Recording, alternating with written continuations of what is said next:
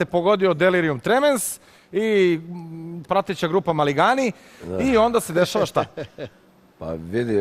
Ajde, izvini, ko da ne popije na sinovom koncertu i na tvom. Citiram Macka, a što on rekao, ko se razume, čuće ovde milion grešaka. Ja čujem, ja sam tu ušao u neke falševe, ali opet nije bitno to bilo, jer sa nekih snimaka sa tribine čujem i vidim da su i mlađi generacija odlepili u tom momentu, razumeš? Isto koliko i ja, razumeš? Može reći da pušti ali Muharem je ovde pao u najveći zbun.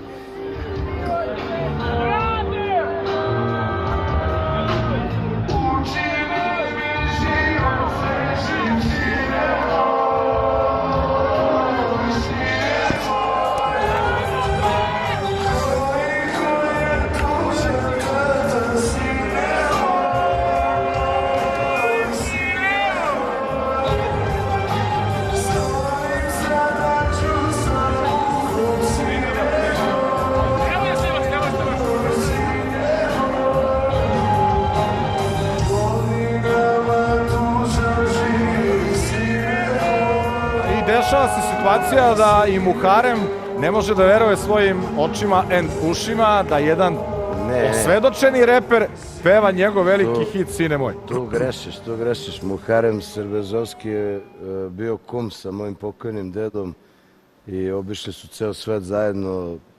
Rufat, on je svirao bubanj kod njega u bendu. Bili su veliki drugari, tako da znam Muharem koliko ja volim njegove pesme. I od mog prvog albuma ja to delim sa rap publikom. Jesi razmišljao da napraviš zaista pravi narodnjak? Da snimiš narodnjak, ne znam, koji bi stvarno, ja mislim, izazvao tek komentare. Džus, koliko ja znam, voli orijentale dosta, zato voli Muharem. Ko ne voli orijentale? Da. Ko to ne voli? Ja sam iz Banata pa otkidam. Moram. Jednom sam zapamtio, kod Zorice Marković sam ja gostovao bio i Džus je došao tada, tek izašao sa farme. Znam da nismo dugo ostali do pola 12 prepodne. Pa, to se i misli. Pred ručak tamo. Pravo na čas. Da. I šta se dešava? Dešavaju se meni tako neke situacije. Bio je oni Vesna Zmijanac i ulala.